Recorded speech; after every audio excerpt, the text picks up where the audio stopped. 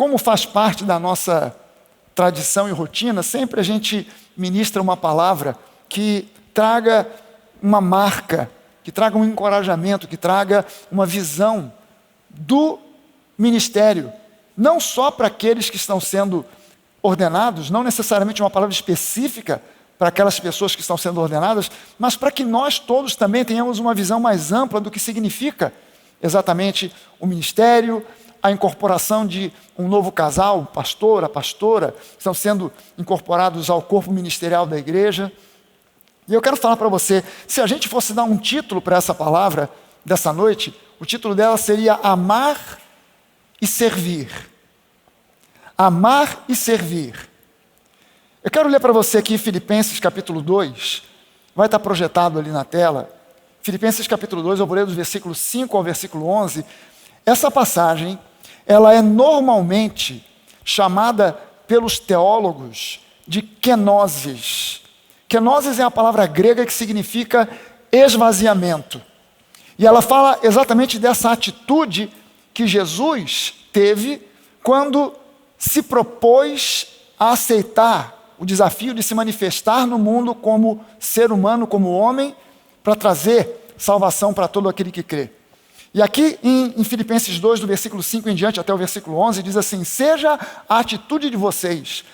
Isso aqui é um convite para a igreja, não é necessariamente um convite para quem está sendo ordenado a um ministério ou qualquer coisa semelhante, mas é um convite para a igreja, para quem está envolvido no ministério, obviamente que também, mas ela é um convite, e talvez eu poderia dizer não simplesmente um convite, mas uma convocação para todo aquele que crê, para todo cristão. E ele diz: seja a atitude de vocês a mesma de Cristo Jesus, que embora sendo Deus, não considerou que o ser igual a Deus era algo a que devia apegar-se, mas esvaziou-se de si mesmo, ou seja, colocou em prática, em exercício, kenosis, esvaziou-se de si mesmo, vindo a ser servo, manifestando-se em forma de servo, tornando-se semelhante aos homens, e sendo encontrado em forma humana, humilhou-se a si mesmo e foi obediente até a morte e morte de cruz.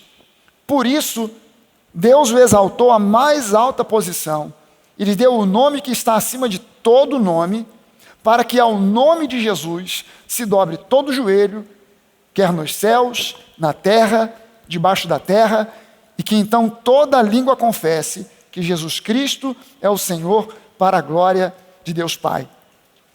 Esse texto fala dessa atitude de Jesus que, podendo ter escolhido nascer num palácio, escolheu nascer numa manjedoura, em uma estalagem, nas proximidades de Belém, num lugar onde era absolutamente impróprio, não somente para uma estadia, mas ainda mais para um parto. Mas isso foi uma escolha que ele fez. Ele podia ter dito: não, eu vou nascer num palácio, como um príncipe, em meio a riquezas, mas ele escolheu um caminho diferente.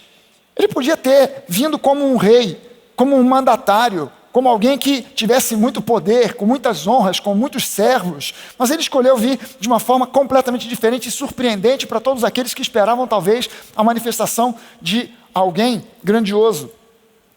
Ele fez essa escolha e não considerou que, mesmo sendo Deus, fosse para ele algo de menos abrir mão dos seus privilégios para se manifestar nesse mundo como um de nós. Você pode imaginar isso, o Criador se tornar criatura, se tornar como uma das suas criaturas.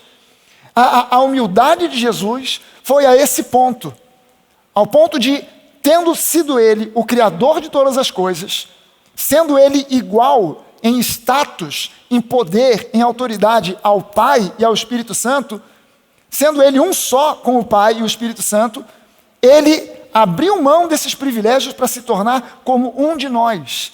Se existe alguma coisa que a gente possa considerar como uma lição de humildade, ela começa aqui, com a vinda de Jesus para se tornar como um de nós e passar por tudo o que passou em nosso favor.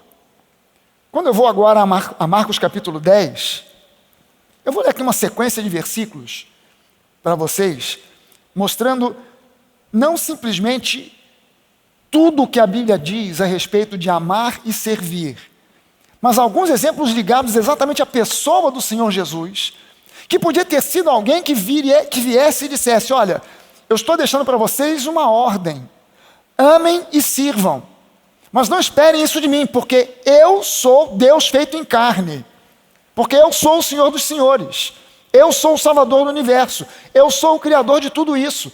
Então vocês não devem esperar isso de mim, mas devem receber essa minha palavra como um comando, como uma ordem que deve ser observada. Afinal de contas, eu sou o Criador, vocês são as criaturas.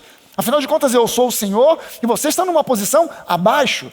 Mas ele se posicionou de um modo diferente, e eu quero buscar justamente os exemplos de Jesus aqui. E aqui em Marcos 10, do versículo 42 ao 45, Jesus chamou os seus discípulos, e o episódio aqui é que a mãe do apóstolo João e do seu irmão Tiago foi até Jesus e pediu a ele: Jesus, quando você estabelecer o seu reino, eu quero te pedir que você pegue os meus 2 filhinhos e bote um à sua direita, outro à sua esquerda. Bote cada um numa posição de honra. E isso aí desencadeou uma confusão entre os outros discípulos. Os outros 10 ficaram muito chateados. E ficaram chateados por quê? Porque, na verdade, eles queriam pedir isso para si próprios, mas não deu tempo, a mãe de João pulou na frente. E eles começaram a debater entre eles, quem entre eles seria o maioral, qual deles seria aquele que realmente teria direito. Não, João era o mais novo de todos os discípulos. João tinha alguma coisa entre 16 e 17 anos, quando começou a seguir Jesus. E eles olharam: mas esse moleque aí agora vem numa de sentar à direita ou à esquerda de Jesus, quando ele entrar no reino, quando ele estabelecer o reino dele. Não, esse lugar é para mim, afinal de contas, eu sou mais velho, sou mais experiente. E começou a haver um debate entre eles. E aí Jesus, vendo o bate-boca entre os discípulos, chamou a todos eles e disse: olha, vocês sabem que aqueles que são considerados governantes das nações, as dominam. E as pessoas importantes exercem poder sobre elas. Não será assim entre vocês. Ao contrário, quem quiser tornar-se importante entre vocês, deverá ser servo. E quem quiser ser o primeiro, deverá ser o escravo de todos. Nessa versão que eu estou lendo aqui, traduziram aqui nessa frase agora, como escravo. E você poderia se traduzir também como servo. Pois nem mesmo o Filho do Homem, olha só o que Jesus diz agora, pois nem mesmo o Filho do Homem veio para ser servido, mas para servir e dar a sua vida em resgate por muitos. Agora eu vou para João, capítulo 12. João, capítulo 12, no versículo 26. Jesus diz o seguinte: quem me serve, precisa seguir-me. E onde estou, o meu servo também estará. Aquele que me serve, o meu Pai o honrará. Aí a pergunta que alguém deveria fazer, creio eu, pelo menos é a pergunta que eu fiz a primeira vez que vi esse texto, ou pelo menos há muito tempo atrás, quando li esse texto, eu comecei a perguntar: mas como é que eu sirvo a Jesus? Para os discípulos, eles tinham Jesus em carne e osso presente. Então um podia pegar um copo de água, outro podia servir um prato de comida, o outro podia, sei lá, de alguma forma servir Jesus. Mas e nós que não estamos com ele aqui presente em carne e osso? Como é que nós seguimos essa instrução aqui? E é interessante porque Jesus diz assim: quem me serve precisa seguir-me. Ele não diz quem me segue precisa servir-me. Não, mas aquele que me segue, aquele que me serve, precisa estar aonde eu estou, precisa se localizar aonde eu me localizo, precisa ter noção de aonde eu estou para estar ali, para me servir. E a minha pergunta é: como é que nós, hoje que não temos Jesus presente em carne e osso, servimos a Jesus? E a resposta é simples: nós servimos a Jesus servindo uns aos outros. Você não tem como servir a Jesus se você não servir o próximo. Não existe essa possibilidade. Isso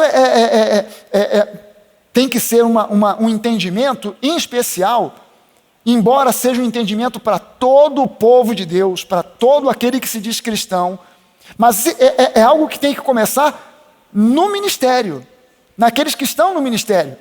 servir Jesus, servir a Deus, é servir pessoas, gente de carne e osso.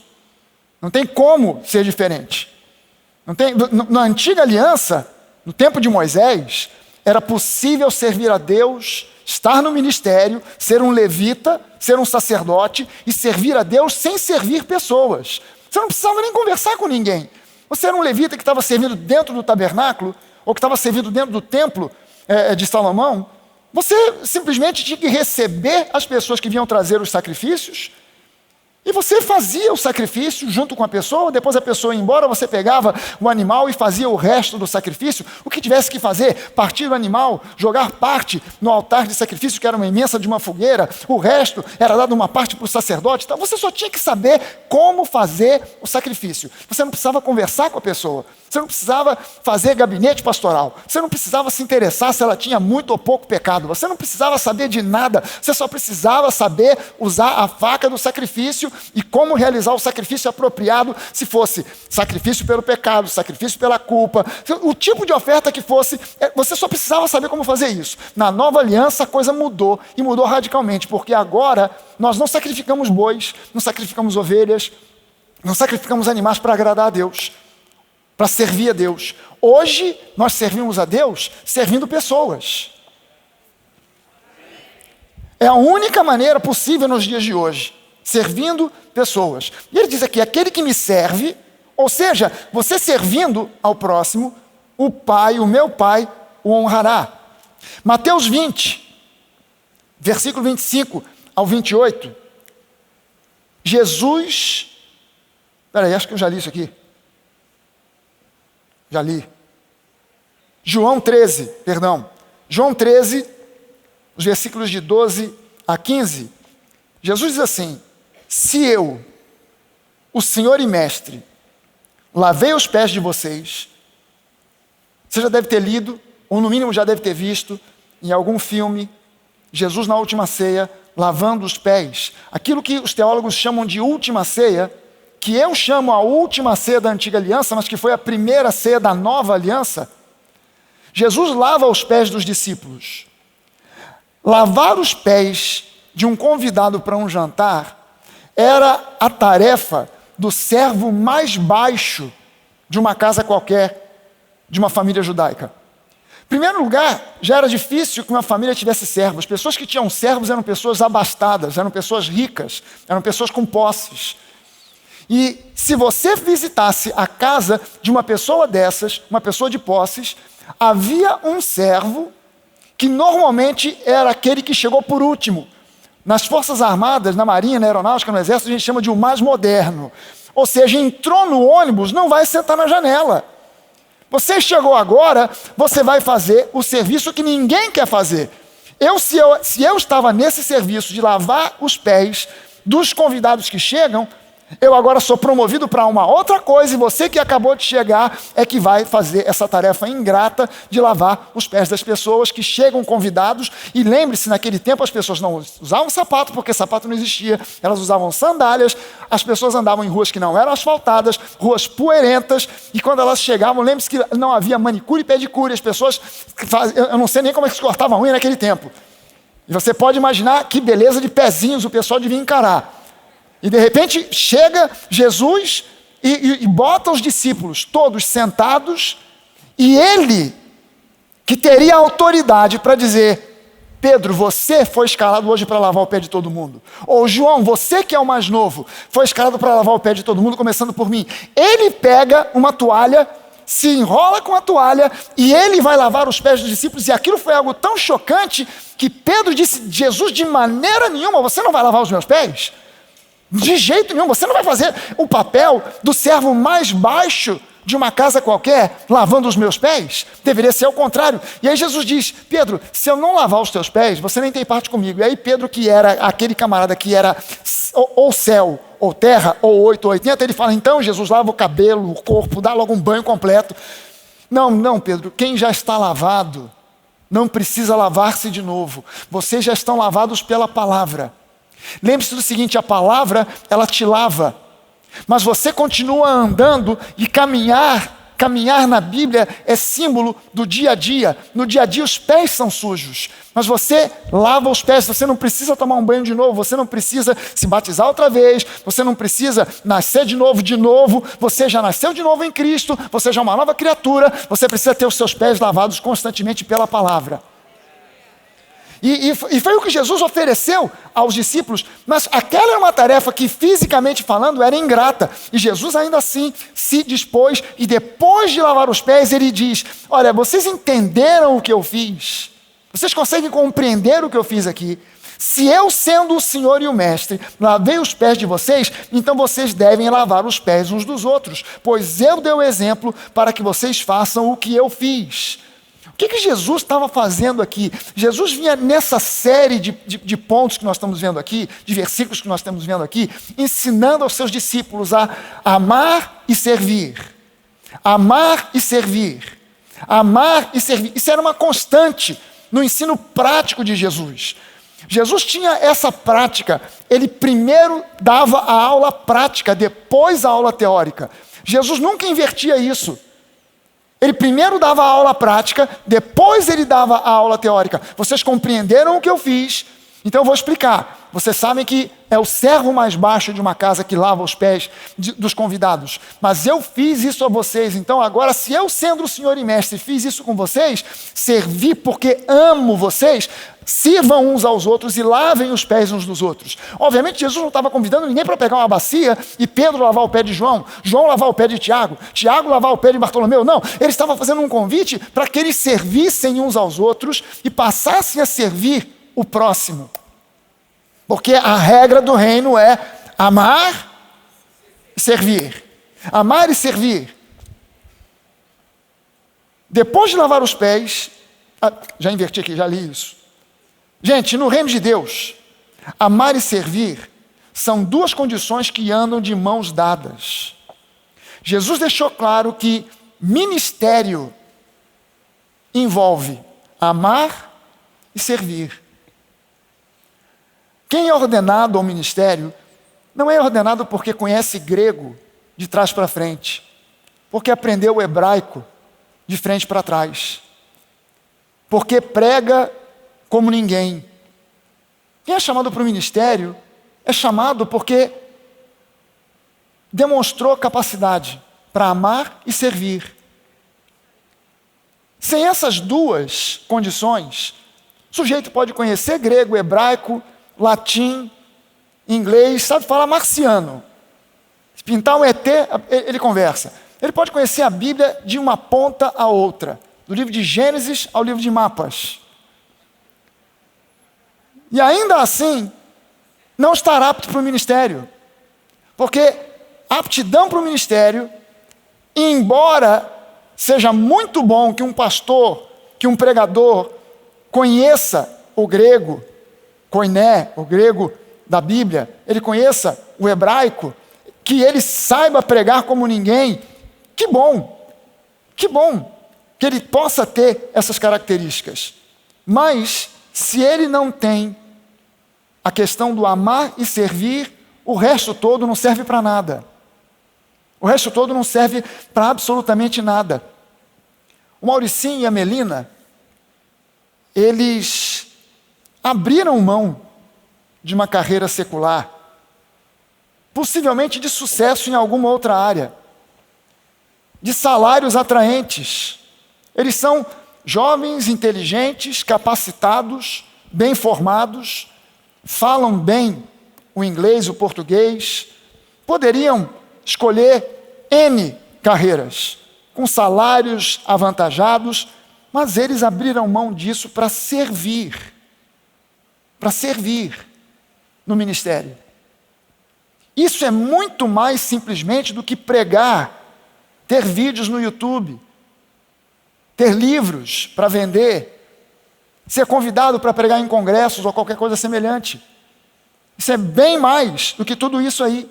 Isso envolve uma consciência de uma chamada. Não pense, não deixe passar em hipótese alguma pela sua cabeça que o Mauricinho e a Melina estão sendo ordenados porque é meu filho e a minha nora. Não deixe passar pela sua cabeça esse tipo de pensamento.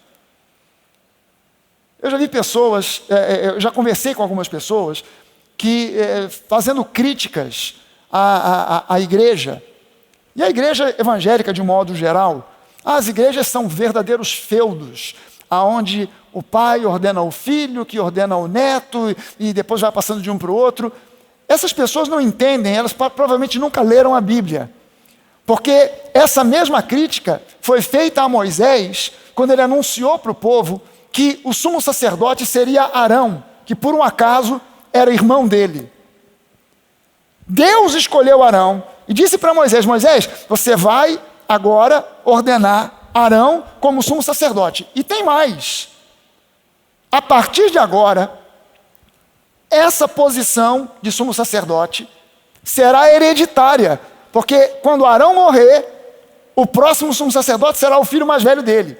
Quando o filho dele mais velho morrer, será o neto mais velho. E assim por diante, até sabe lá quando. Até enquanto existir a antiga aliança. Provavelmente as pessoas começaram a dizer, já sabia esse Moisés aí, ó, nepotismo. Já botou o irmão lá para ser o sumo sacerdote. E aí, Deus ouvindo aquela fofocada no meio do povo, mandou chamar todo mundo e disse, olha só, Deus me deu uma instrução aqui. Vocês vão pegar um representante de cada uma das 12 tribos, cada um vai arrumar um galho de uma amendoeira, vai riscar nesse galho o nome da sua tribo, e vocês vão botar esses 12 galhos no tabernáculo durante a noite. E amanhã de manhã, Deus disse que o galho que florescer, esse você vai olhar o nome da tribo, e pelo nome da tribo você vai saber quem é o sumo sacerdote. Botaram lá os 12 galhos, cada um com o nome, Rubem, Gade, e botaram tudo lá. Levi, botaram lá. No dia seguinte tinha 11 galhos secos, e aquele que estava com o nome de Levi, que era a tribo de Moisés e a tribo de Arão, não só tinha florescido, tinha flor, fruto e broto. E aí as pessoas olharam e disseram, não tem jeito não, foi Deus mesmo que escolheu, não é nepotismo não é uma escolha de Moisés, isso aí é uma escolha que Deus fez. E se há uma coisa que eu não tenho culpa, é de Deus ter escolhido o meu filho. Porque eu, quando digo em relação a mim, eu já digo o seguinte, se eu fosse Deus, eu não me escolhia. Já de cara. Se eu estivesse no lugar de Deus, eu não me escolhia. Mas a Bíblia mostra para nós que quando a gente fala sobre ministério, aquele que tem chamada para o ministério foi escolhido no ventre da sua mãe. Eu não podia fazer a mínima ideia, nunca, a mínima ideia na minha vida, que um dia eu ia ter uma chamada para o ministério. Mas essa chamada não foi... Eu descobri essa chamada já depois de burro velho. Mas essa chamada já existia quando eu ainda estava como substância informe no ventre da minha mãe. A chamada do Mauricinho e da Melina não é uma coisa que acontece porque, afinal de contas, foi educado dentro de uma casa onde tem um pai que é pastor, a mãe é pastora, o pai está sempre estudando a Bíblia e tem um monte de livros e tal, e ele pega e lê e vê e acontece, é o exemplo e tal. Isso pode ter lá a sua influência, mas louco é o pastor que vai ordenar um filho simplesmente porque é seu filho. Se dependesse de mim, os meus filhos, a gente sempre fez questão de que eles estudassem, se formassem para ter uma carreira secular. Para não pensar em ministério.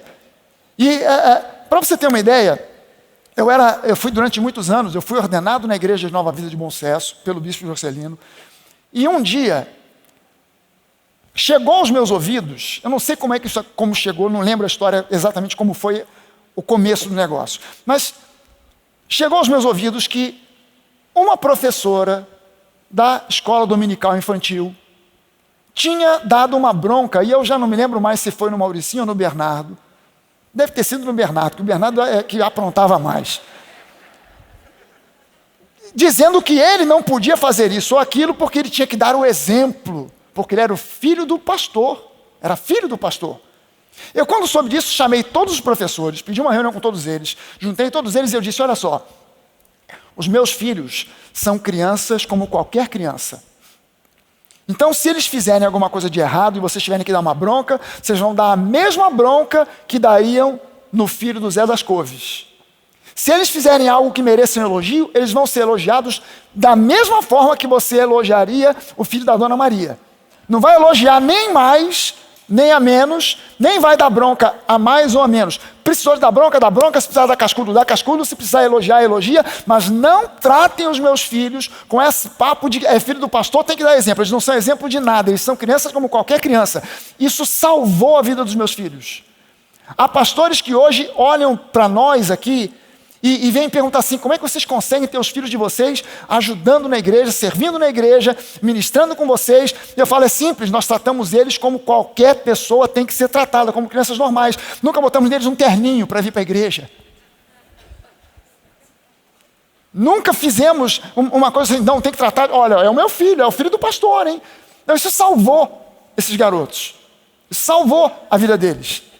E é preciso que a gente entenda que não é uma questão de descendência, mas uma questão de consciência de uma chamada. Não uma consciência minha, mas uma consciência daquele que tem a chamada. Deus nos escolhe para o ministério antes mesmo do nosso nascimento, mas a resposta é nossa. Deus não ultrapassa, nem desconsidera o livre-arbítrio. E eles poderiam dizer não a qualquer momento. Eles poderiam dizer, não, eu estou fora, eu prefiro uma carreira secular, normal. Mas, gente, servir na igreja local é o fruto de uma paixão que a gente sente por Jesus. E essa paixão, ela gera em nós uma visão, uma disponibilização, porque a gente tem uma visão da eternidade. A vida não é só isso que você está vendo aqui. Se a vida fosse só isso aqui, o apóstolo Paulo disse que nós seríamos os mais infelizes dos homens. A gente tem uma visão da eternidade. Por isso, muitas vezes, a gente abre mão de muitas coisas. Eu abri mão de muitas vezes estar junto com a minha família para servir ao povo de Deus. Não foi uma ou duas vezes. Eu me lembro que na festa de aniversário da minha sobrinha, eu fui para um canto da festa. E eu desabei de tanto chorar, porque eu não pude acompanhar o crescimento dela como eu gostaria. E não pude por quê? Porque em muitos momentos que eu poderia estar desfrutando da presença, da alegria, da família, etc., eu estava servindo o povo de Deus. Eu não me arrependo nem um pouco de nada do que eu fiz, e faria tudo de novo. Por quê? Porque eu tenho uma visão de eternidade. E aquilo que eu faço, eu fico tão alegre, tão feliz, porque eu sei que tem um impacto não para somente da próxima semana, ou para o ano que vem, ou para daqui a 10 anos ou 20, mas tem um impacto para a eternidade. E é por isso que eu quero convidar você a se alegrar, porque quando a gente incorpora, quando a gente ordena um casal ao ministério, a gente faz isso não porque a gente quer mostrar para os outros que a nossa igreja está crescendo, que a gente tem isso ou aquilo, ou porque é mais um. Não, a gente faz isso porque a gente reconhece uma chamada. A gente faz isso porque o reino de Deus precisa, como diz, Jesus disse isso, não é? A seara é grande, mas são poucos os cearenses. A seara é grande, mas são poucos os trabalhadores. E quando a gente encontra alguém que se dispõe a servir a Deus de uma forma um pouco mais intensa, mais profunda, mais intensa, servir e amar, amar e servir, isso é motivo de festa. Isso é motivo de alegria para o povo de Deus. Amém, gente?